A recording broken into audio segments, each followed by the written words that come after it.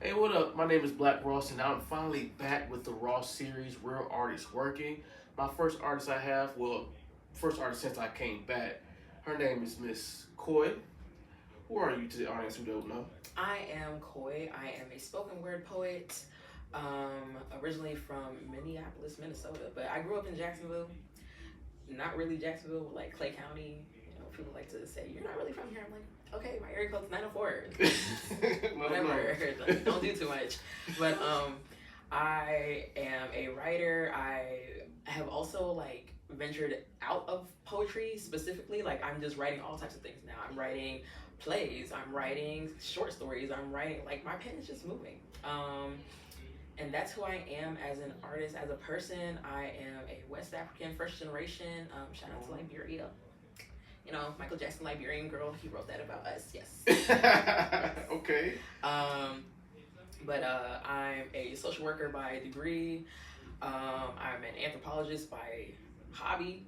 Like I love people. I love culture. So that kind of like influences everything that I do. I love community. I am a people person. If a people person was like, if you look people person up in the dictionary, You right there? I'm right there. They use my picture. Come with it. Yeah. All right, my next question.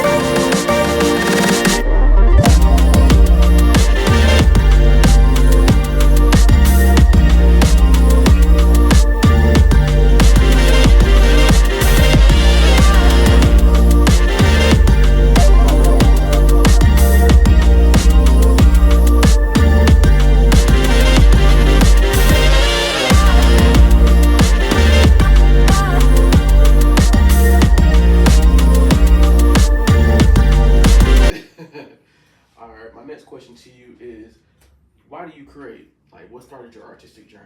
Um.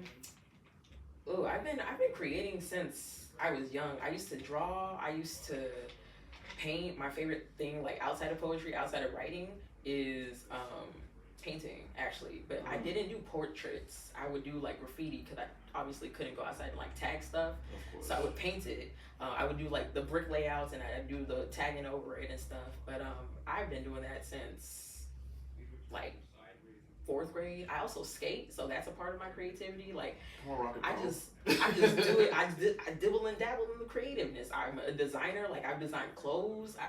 You stay busy. I try, I or love else that. I'll get bored. I hate being bored.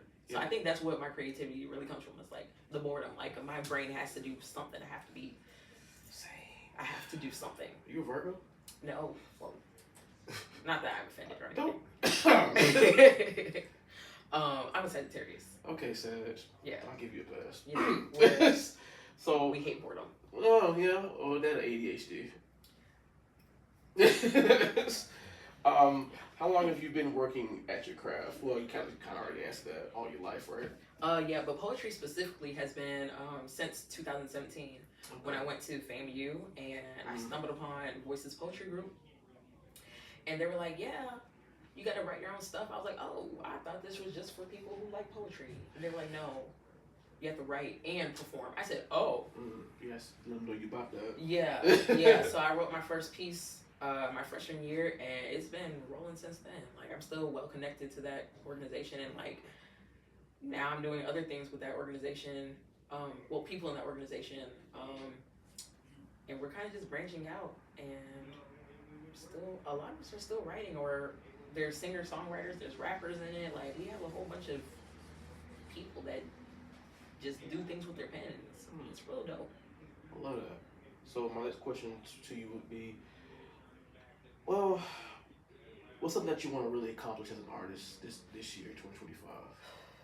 I want to host my own open mic. Mm. I would love to host my open mic, Simultaneous. centered around sensuality and sexuality, because that's what people know my poetry for, is like the sexual undertones and stuff. I feel like that's real important.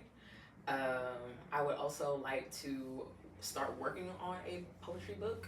That'd be dope. And compete in a slam. Okay. I don't know if there's any slams here, but I don't hear many, but I'm Right. sure it's somewhere. I would love to compete in slam because I just wrote like 2 slam pieces. I'm like, oh yeah, this would.